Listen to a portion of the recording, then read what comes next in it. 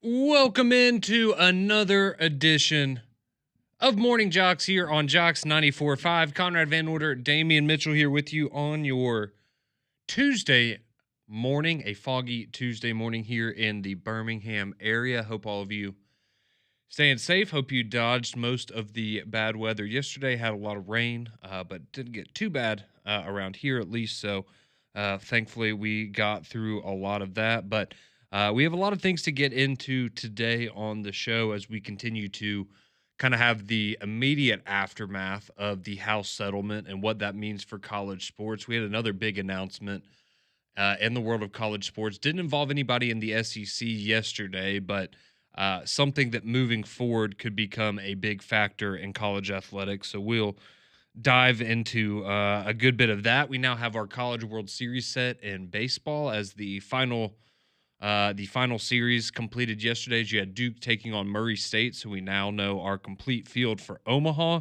So we'll tell you all about that. You had the Braves on a 7-game losing streak going into play last night. Fortunately, I'll go ahead and tell you, if you're a Braves fan, you probably already know this. Hopefully, you know this. But you did snap the losing streak last night. So we will, yeah, There we go. it's been Trending upward. it had been a rough week for the Braves, and certainly a rough weekend, to say the least. But yeah, so they snapped their losing streak. So we'll dive into that and see if there's any reason to have some optimism if you're a Braves fan here moving forward in the 2025 season. We also got some commits for both Alabama and Auburn football. We'll tell you about as well. So a lot of things that we want to get into here today, and of course, we always want to hear from you on the Courtesy GMC text line at 205-834-9450. And so just starting off today, and part of this is, we want to hear from you in terms of, the new era, what's going on with the House settlement, what's going to happen with NIL, how sustainable is this model for, the smaller programs in the country, what's going to happen with, the UABs and the Jacksonville States of the world, when yesterday we told you about how, the financial struggles that Alabama's having in terms of operating at a deficit within their athletic department. I think for a lot of people, that's kind of an oh crap moment of, oh, okay, well, if the big boys are dealing with this, then what is this trickle down going to look like for, those group of five programs? How are they going to be able to sustain this if we're not even seeing I guess kind of the top dogs and the power conferences be able to handle it? So a lot to get to going on with that, and we want to hear from you and get your thoughts just on everything. If you have questions, things that you don't try to understand, we'll certainly try to explain them to you the best we can for you at 205-834-9450. But I think a lot of us just happy to have some resolution here, and hopefully this just means more than anything that we're one step closer to talking about things that don't involve needing some sort of a legal degree to feel like you truly understand them. That's what I'm most excited about. I just kind of would like to be able to talk about the game, Damien. And fortunately, we're only a couple months away from the season starting, but feels like it taking its time to get here. So, but the big news that you had yesterday, following the House settlement that came down on Friday afternoon, is I guess the invasion of private equity into college football. And this is something that we had heard about in the past, as kind of being an opportunity. We had heard of specific conferences, the Big 12 being one that had kind of, I guess, floated this idea out there or kicked around this idea of having, a private equity firm come in, provide a large amount of funding for you up front. And so now they're kind of transitioning into that with different universities. And the idea behind this is that it's going to be for more large scale projects. So think stadium renovations, building new facilities, things like that. But I think we can also see where maybe this would create a path to, hey, we want to compete in college sports this year, but I don't know if we're going to have the $20.5 million budget. So maybe, we find a company or a firm that'll float us, $205 million, and that'll keep us afloat for 10 years. And that'll allow us to pay the cap for student athletes for 10 years. So I think there's a lot of ways that this could go. But essentially, that's the general idea. And so this new firm is called Elevate. Or the one that's coming to the forefront is called Elevate. And they are set to announce their new college or collegiate investment initiative, and it's going to be a $500 million initiative that's backed up by the private equity firm Velocity Capital. And so there were rumors that two Power Four schools yesterday had agreed to terms on this, and it was first reported that it was Penn State and UCLA, so it doesn't affect the SEC. Then it came out later that it actually isn't those programs, and that they do have some sort of a relationship with Elevate, but it was for it wasn't through the private equity part of it. I know for UCLA, I believe they said it was ticket sales and promotions. So they're not the ones that are involved yet. We don't know who they are exactly, but we do know there are two Power Four universities that have now entered into a private equity deal where they are going to have a large infusion of cash from Elevate. And so again, this is just kind of the next step of people that are trying to keep up in an arms race. And like we know, Damian, having facilities, renovations, things like that are increasingly important. And as programs try to find ways to, maybe add amenities, things like that to stadiums and to arenas that allow them to charge more money for you and I to go attend them, which then in turn puts more money in their pockets to where they can then try to keep a lot of these athletic programs afloat. It's not a big surprise. It's just, again, one of those big changes that's unique to college football, not something we've seen before. Yeah, and it's kind of getting to that professional model where you're gonna have a company or some sort of firm that's going to front you this money, but they're going to also get something in return. Like, this doesn't come without some sort of fee or price.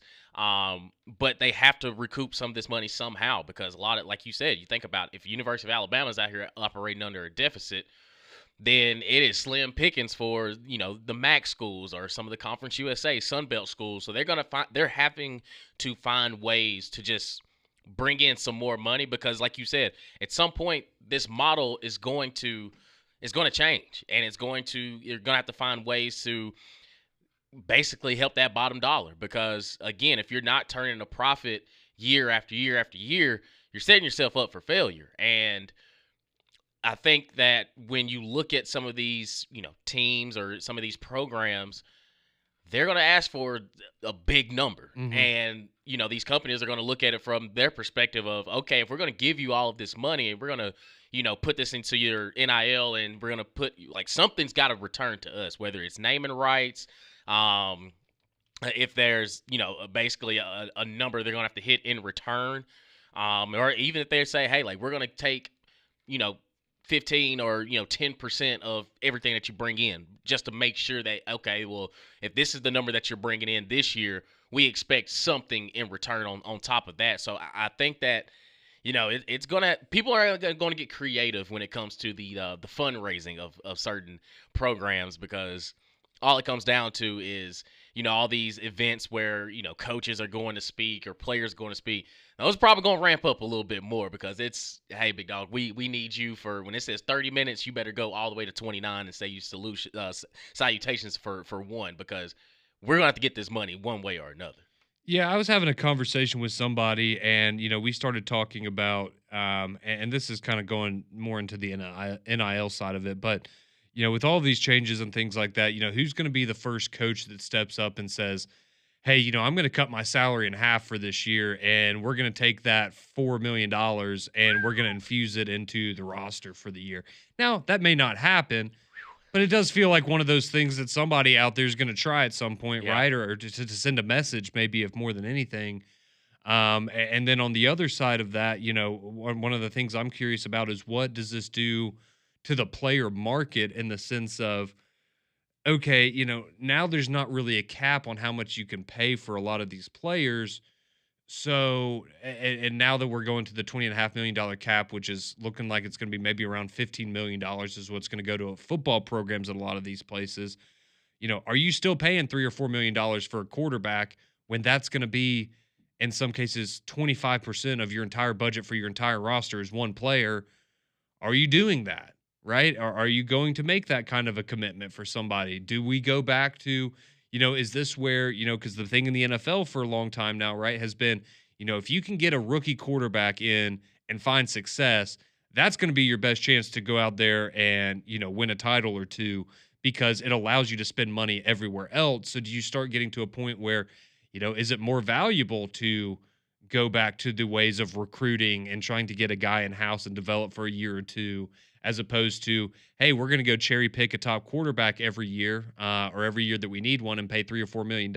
And so, how is the market going to shift for a lot of these players? And where, in some cases, the I guess salary cap is going to decrease for some of these programs that maybe have been spending 25, $30 million a year on their roster and college athletics. So there's a lot of questions that go along with all this, and the private equity, getting involved just, I think, raises a couple more eyebrows. So quickly, I'll give you a little bit of an excerpt of this story published by the Sports Business Journal, and they're the ones that kind of dove into this private equity situation. So Jonathan Marks is the chief business officer of Elevate College and Global Marketplace.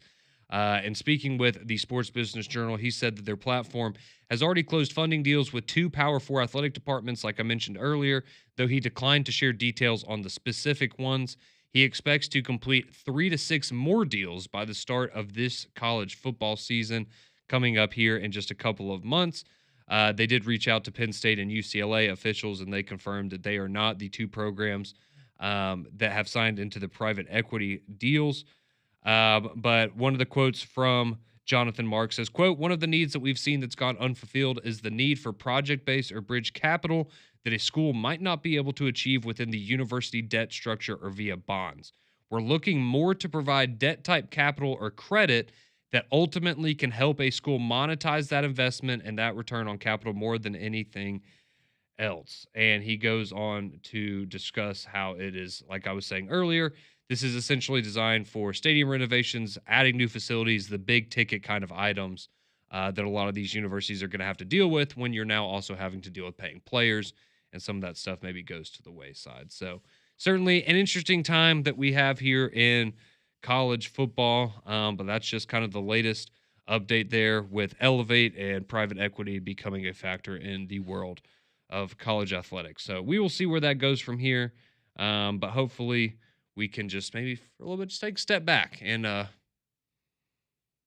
yeah, get away from the courtrooms and lawsuits and all of that kind of stuff, and maybe we can just enjoy college athletics for what they are for a little bit before we have to Right. start cutting sports and then things start getting real sad, Just because imagine, that's around the corner. yeah, just imagine if we just had, say if Ryan Williams posted, a video of him training, him working out, or him running routes with like Devontae Adams or something. Like now we kind of just we're itching for some sort of football content. Is there any kind of footage from the Manning Passing Academy that we can diagnose, or have any of these teams locked up and gone done some 7-on-7 or something? Because it's not as fun talking about the whole judicial side of college athletics. It's you're just itching for some sort of content. Yeah, it's a little more work. Trying to figure out all of this stuff and Right. how to try to describe it in layman's terms as much as possible, because I'll be honest, there's a lot of things that we don't know and we still don't understand,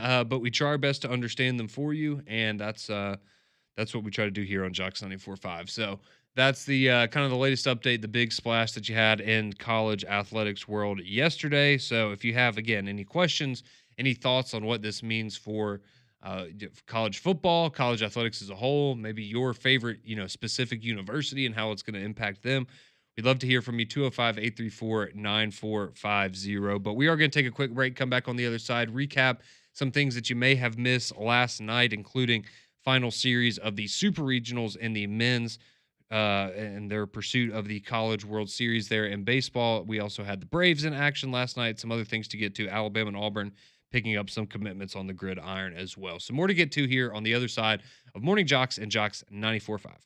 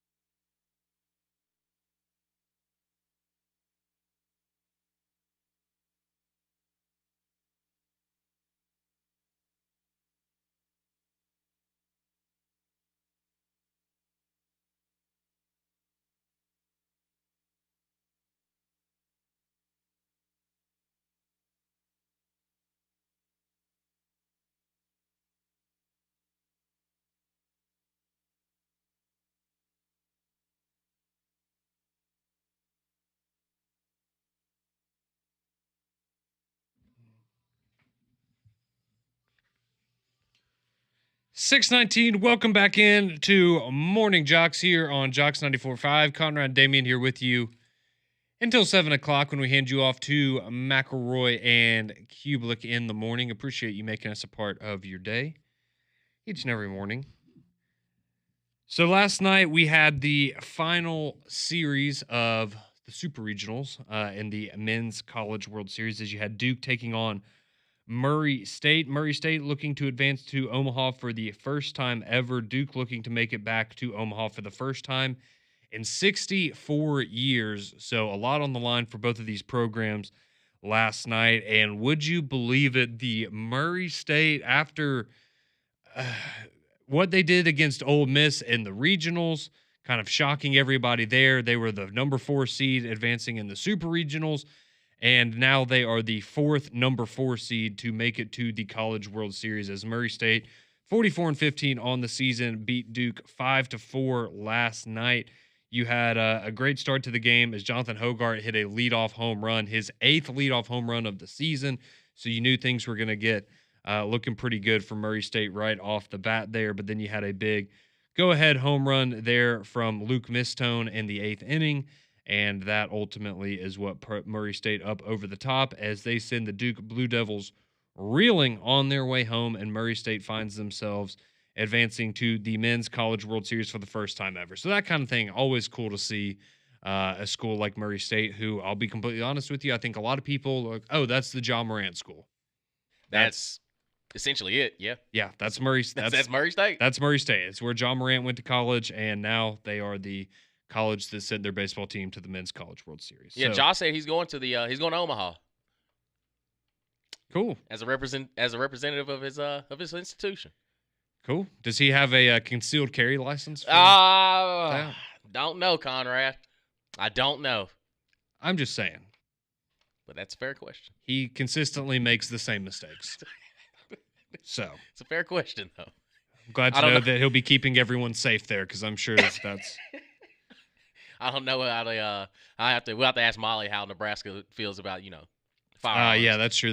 She would know. That would be a good Molly question. So congrats there to Murray State as they advance to the Men's College World Series again for the first time ever, and we now have our schedule set for this coming weekend. So of course Friday is when it's all going to kick off there from Omaha, and so if you want to go ahead and set your schedules. You are going to have the first game on Friday. That is going to be Coastal Carolina, fresh off their sweep of the Auburn Tigers here in the state of Alabama. They're going to take on Arizona. So that's going to be at noon on Friday. Then the second game is going to be Oregon State versus Louisville.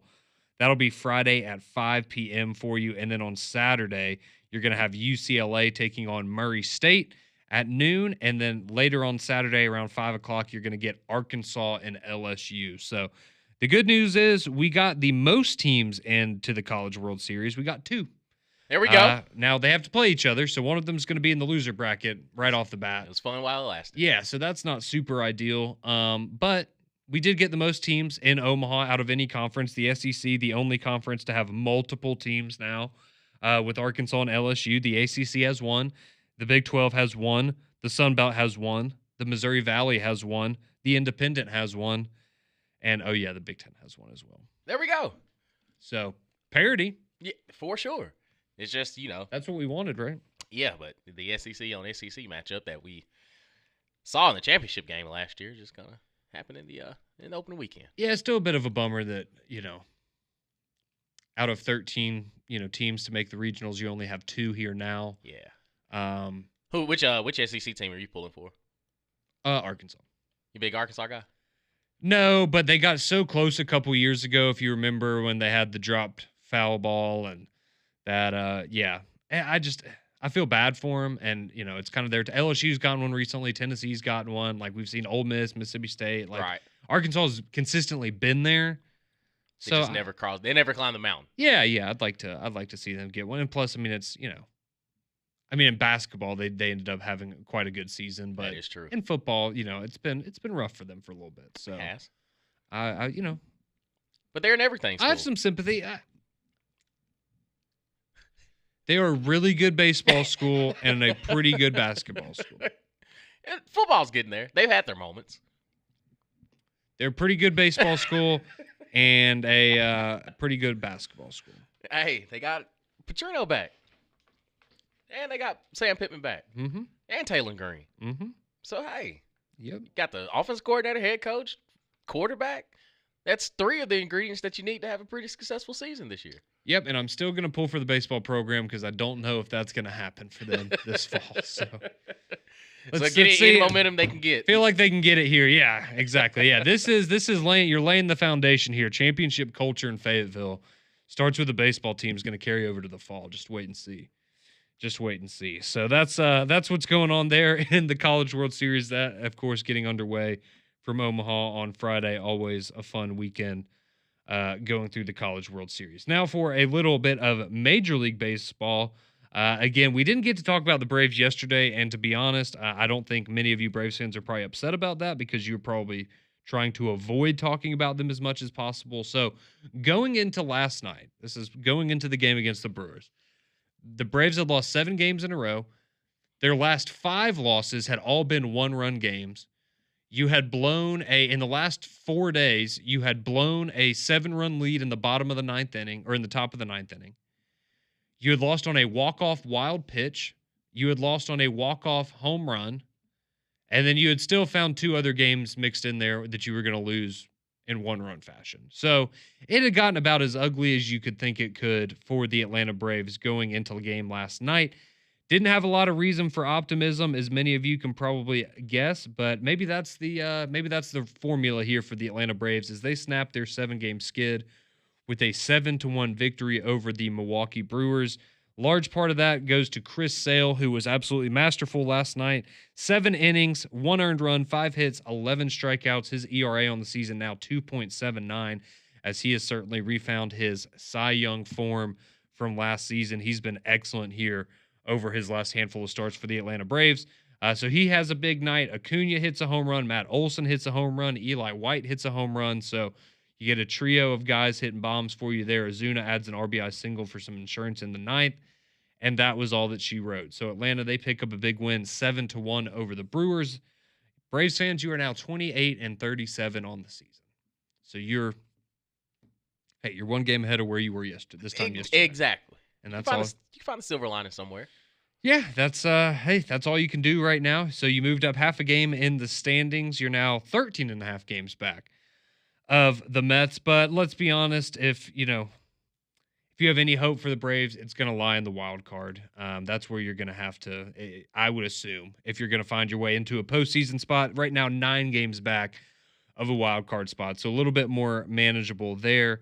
But they will take on the Brewers again tonight. Again, 6:40 first pitch. You'll be able to hear that here on JOX 94.5 after Powell. You'll be able to hear the post-game show or pregame show before that with Barrett Salee as well, of course. So try to make it 2 in a row if you're the Braves, because that's what you need to do right now. You just need to chip away bit by bit and hope that you look up in a couple weeks and you're continuing to make up some ground, because there's a lot of season left. You do have roughly 100 games left to go in the season.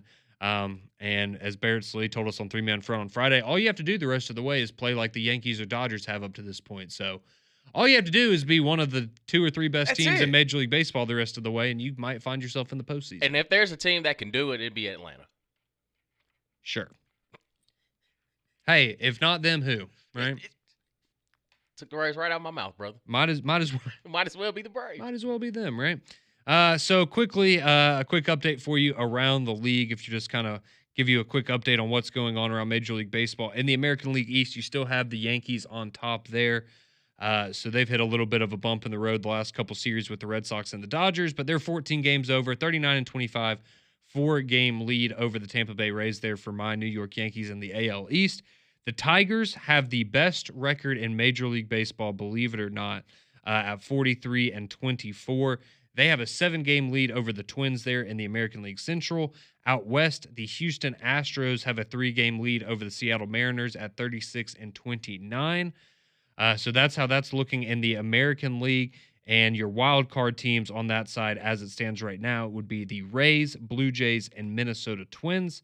And then in the National League circuit, you have the New York Mets leading the National League East, 42-24, 4 games up on the Phillies there. The Cubs have a 4-game lead over the Cardinals in the Central, 40-26, and the Dodgers with a game and a half lead over the Giants there in the National League West. And your wild card teams in the West right now, or yeah, excuse me, in the National League would be the Phillies, Giants, and Padres, and Pat Smith's Cardinals 1.5 games back there. So still an opportunity. Damian, your Cincinnati Reds only 4 games out. Yeah, knocked off the Guardians last night in our in Terry Francona's return back to Cleveland. Knocked them off, and listen, we are There's more in the rebuild. reason for optimism maybe with your team. Absolutely, Yeah. absolutely. Because again, if we had a better team, we would have the NL MVP, Ellie De La Cruz. But if we could find some more wins and muster up here as we get closer to the All-Star break. Just need a little bit of a reset, and then the backstretch of that season, man. Like I said, it's a marathon, dog. We are patient. We are patient. We don't get downtrodden on some of the losses that we've had because we've endured a lot these past 10, 15, 20 years. That's right. So if there's any advice I can give to Braves fans, just breathe, relax, and understand that there's not a 13 game win that you can get just in one game. You just claw back and you take the W's just as humbly as you take the L's. Absolutely. So, yeah, a long road ahead for the Atlanta Braves, but we will be with you every step along the way. Hopefully, they're able to salvage the season and get things rolling. You never know. Maybe last night was the start of something great, but we've said that a number of times already. So, I'm just trying to put some optimism out in the world for y'all. So, we'll see how that goes. But going to take another break, come back on the other side, have some commitments yesterday and the college football world for both Alabama and Auburn. We'll get you familiar with some of the new faces that you're going to see for your favorite program here in 2026. And one guy, this is Damian's favorite, a 2027 guy. Damian loves talking about recruiting a year ahead of time. So we'll tell you who those are. Got some interesting details about the EA Sports college football game as well and how that could actually impact what's going on the field with some of these programs. So we'll tell you about all that on the other side here of Morning Jocks and Jocks 94.5.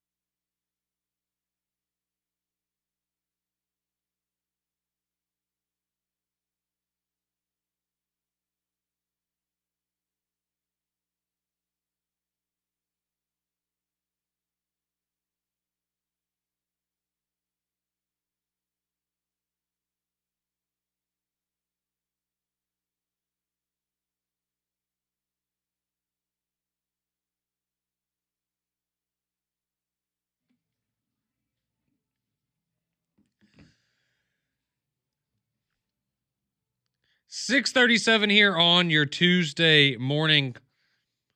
Conrad, Damian, Rob Thomas, and Santana with you here on your Tuesday morning on JOX 94.5. So going to tell you about some commitments for Alabama and Auburn football here in just a minute. But quickly, there were a couple of NFL moves in the last 24 hours or so that caught my attention, Damian. I want to get your thoughts on some of these.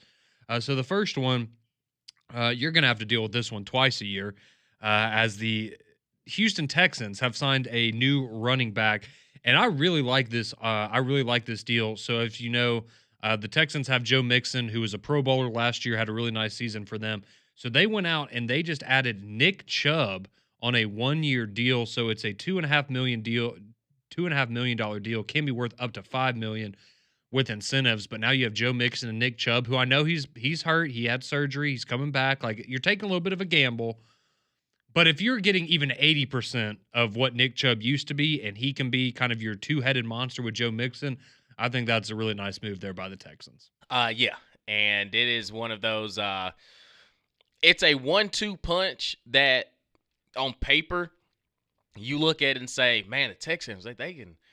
You look at the receiving core that they had. They had a bunch of injuries last year, but the emergence of Nico Collins, C.J. Stroud. If you want to look at his development now with a solid run game, knowing that I can just hand this ball off to either Joe Mixon or Nick Chubb. And to your point, even if he's at 80%, the AFC South is going to be a little bit more challenging, because now when it's time for them to go into that 4-minute offense where they're starting to ground and pound and wear on you, they got two guys that could easily carry the ball 20 times a game, get at least 20 to 25 touches, and be well rested in the fourth quarter where it's time to put teams away. But no, I'm happy for Nick Chubb, man, because again, he's one of those guys. It's very similar to Christian McCaffrey, man.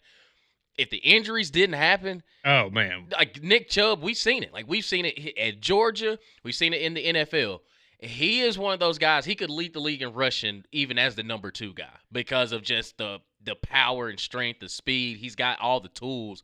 And I just think that the Texans offense, man, they found a way to, even with Stephon Diggs leaving, they've still found a way to improve. Yeah, so we'll see. Hopefully things work out for Nick Chubb. Hasn't played a full season since 2022. So last year he played in 8 games. In 2023, he only played in 2 games.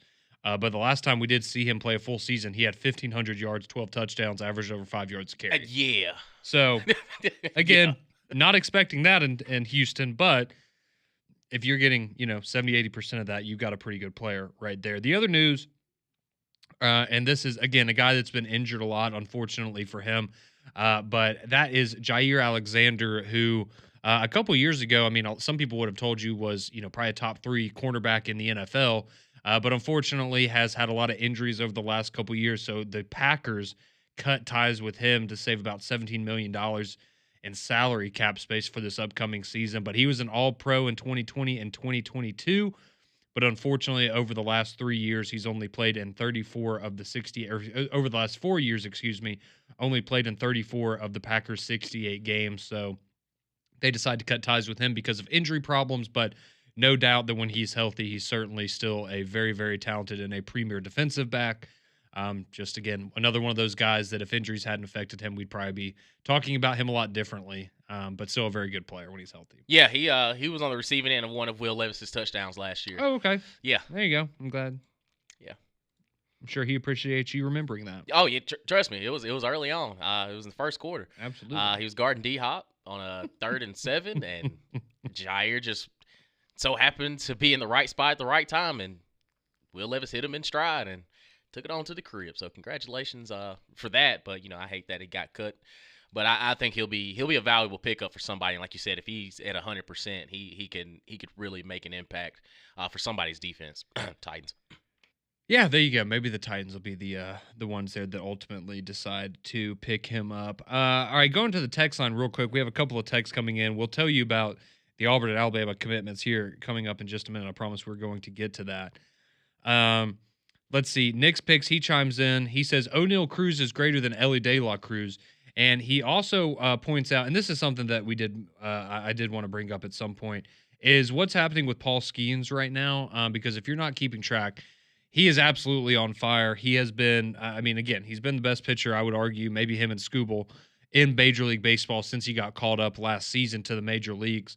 And so in his last start, 8 starts, as Nick points out, a 1.52 ERA, 53 strikeouts, but only one win in his last 8 starts. He has absolutely had a brutal season here with the Pittsburgh Pirates. It reminds me a lot of what you saw a number of years ago, not a number of years ago, but a few years ago, I guess, with the Mets, when Jacob deGrom was clearly the best player in baseball, and he would win the Cy Young with like an 11-10 record because the Mets were so inept offensively that he would go out there and give you 8 innings of one-run ball pretty much every 5 days guaranteed, and you still found ways to lose games. So yeah, for the season, Paul Skeens 4-6 with a 1.88 ERA, as the Pittsburgh Pirates just absolutely don't want to help this guy out. So, I mean, this is a guy that we're probably going to be talking about starting his second All-Star game in 2 years coming up in July. And the Pirates just can't do anything, man. And I understand. I know there's already people out there that have said they need to trade him now and just go ahead and get it over with while you can get a massive, like an all-time return on a trade. But I mean, this is a Hall of Fame talent right here. Like, you can't just get rid of him. But ease. I mean, you feel bad for a guy like that being stuck in Pittsburgh in an organization that's they're not going to win crap in his lifetime. Probably they're wasting his time. They are. They're literally wasting his time. This is the Pittsburgh special. Yeah, but also, just for reference, O'Neal Cruz is batting .227, and him and Ellie De La Cruz have the same amount of home runs. What's Ellie batting? He's like 260. Yeah, he's 256. Okay. And with 43 RBIs to O'Neal's 28. So. Yeah. Okay. Well, there we go. But no, they're both great. No, they are good. They are good. Great. I'd be taking Ellie though in that one. No doubt about it. John chimes in. He says, "Sounds like Conrad's hating on Arkansas just as much as Tennessee." Yeah, I mean, if they're not wearing crimson in Conrad's mind, it's. I like Arkansas, but are we gonna? No, seriously. I mean, John, if you have high expectations for Arkansas, please let us know. I'm not trying to be ugly to Arkansas. It's just the reality of the situation for them. Yeah, you hate their football team. I love Sam Pittman. You like Sam Pittman, but you hate Arkansas. No, I have no problems with Arkansas. I love Sam Pittman. I just, also see the product that was on the field the last couple of years. And hey, Taylor Green, he's good. At times. Yeah, at times when he wants to be. So yeah, we'll see. We'll see what happens with Arkansas this year. I'll certainly. Hey, if Arkansas wants to go out there and win 9 games, I will be beyond happy for them. Right. I want to keep Sam Pittman in the league as long as we can. Let's see. Lance chimes in. He says, "I can't imagine trying to get through all the legal stuff that y'all do. Y'all do a great job for us every day. We appreciate it, all of the listeners." Hey, man, we appreciate you because it's tough. It's tough. Yeah, we do what we can. So appreciate you listening here to Morning Jocks, Lance. All right, we're going to come back on the other side, finally get to it. We see you on hold as well. We'll get to your phone calls. We'll also tell you the latest of what's going on with Alabama and Auburn on the recruiting trail, as both picked up some commitments yesterday. So that's coming up here on the other side of Morning Jocks and Jocks 94.5.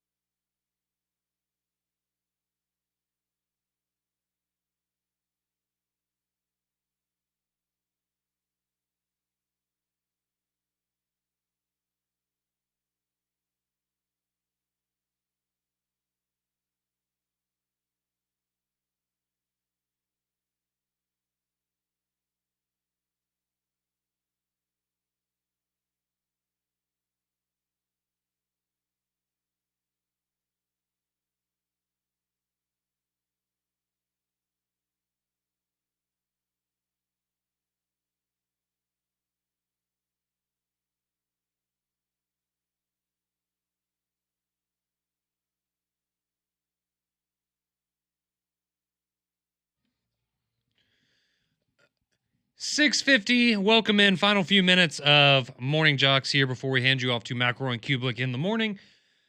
They'll be with you from 7 to 10, then three-man front out at Social Taco in Homewood from 10 to 2, and then the Paul Feinbaum Show from 2 to 6, and, of course, Atlanta Braves broadcast coming up after Paul tonight. All right, so we've been telling you some commitments yesterday for both Alabama and Auburn on the football front. So let's start off with Auburn as they picked up a couple of commitments yesterday. So first off, you had three-star running back Eric Perry, who committed to the Auburn Tigers. So he's a 2026 recruit out of the state of Mississippi. So you get to bolster that running back room a little bit.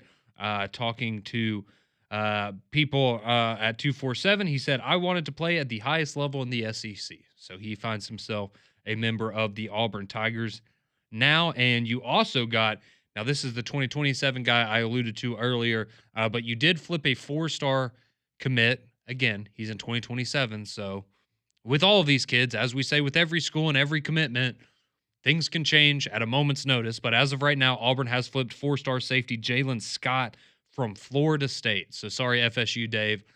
Don's going to probably give you heck about this one today. But yeah, you flipped Auburn, flipped a four-star safety from Florida State yesterday. And then on the Alabama front, and its 2026 class, they get their sixth commitment so far in Sam Utu. I'm going to assume that's the right way to pronounce it. His full name, I am not going to try to pronounce because it is certainly a mouthful. But he commits to Alabama yesterday. So he picked Alabama over Texas, Tennessee, and SMU. Sorry, Damien. Didn't want to go be a Heupel disciple like you. So he finds himself in Tuscaloosa, but he's the number 11 interior lineman in the 2026 recruiting class. So Alabama, that's their sixth commitment. So real quick, if you look at 247, Alabama has the 46th best recruiting class. Oh, no. Right between Georgia Tech and Michigan State. Oh, no. And Auburn has the 35th best recruiting class. Hey. Right between South Carolina and Wisconsin. It's early. Extremely early. You seem really fired up about all this stuff, Damien. You know, the old 2027 commits. You got another year of high school, man. Just enjoy yourself. Enjoy yourself. A lot can happen. So how about this text we just got from somebody in North Carolina? Or Luke, he chimes in. He says, I like Arkansas to finish September 5-0 at Ole Miss, at Memphis, versus Notre Dame are all tough, but I think they do it. Okay. Hey, you got a lot more faith than I do, but yeah, somebody's got to rock with them. I like the bold nature of that. And he adds, I'm not sure why people are high on Ole Miss this year. I think they lose at Kentucky and at home versus Arkansas. I can understand Arkansas, maybe a fist fight that they just end up losing in the last round, but Kentucky, no, that's not happening again. Again? I have zero once. faith. I have zero faith that Kentucky's pulling that one off again. I refuse. Zach Calzada. That'd be something. Zach Calzada is their quarterback. What if he's actually good? Zach Calzada is their quarterback. What if he's good?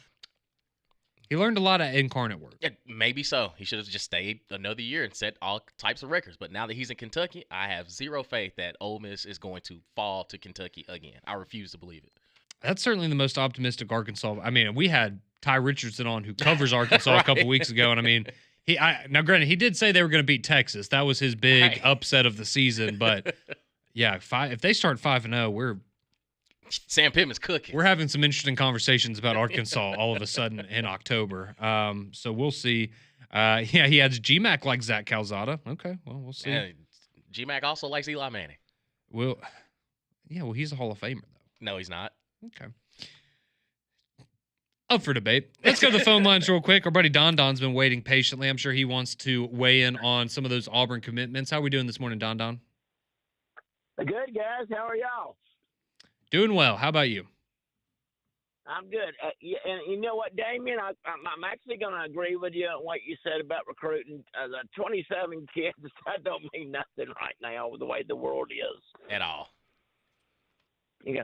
But, hey Conrad, I'll go ahead and tell you, I didn't know about the FSU thing, but FSU Day is going to come back on me because FSU actually thinks they're going to flip one of our commitments, and he's actually a Florida State legacy. I believe his name's Devin Carter. His dad played at Florida State, so FSU Day is going to get me back on that one, okay?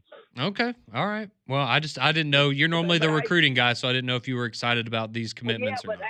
actually something to tell you about that real quick, because I know y'all got to go here in a minute. The recruiting calendar's changed. Auburn's actually got a big day today with 2 5-stars visiting today. They changed the calendar. July now is a whole month of dead period all the way up until they start fall camp. And a lot of people don't realize that. So you're gonna see a rash of commitments. Probably in July. Just more for Damien. Just more for Damien to make fun of me about, Conrad. That's right. That's right. Yeah, I know there's a lot of big commitments. Thank you for the call, Don Don. Hopefully we see you later at Social Taco. Yeah, no, there's a lot of commitments for both Alabama and Auburn that are expected late June, early July, kind of like Don Don was talking about there. So, yeah, certainly a lot of things going to be coming out here in the next couple of weeks. So that's what's going on the recruiting show for both Alabama and Auburn. Appreciate you all joining us this morning. We'll be back tomorrow at 6 a.m., but right now we hand you off to McElroy and Kubelik in the morning.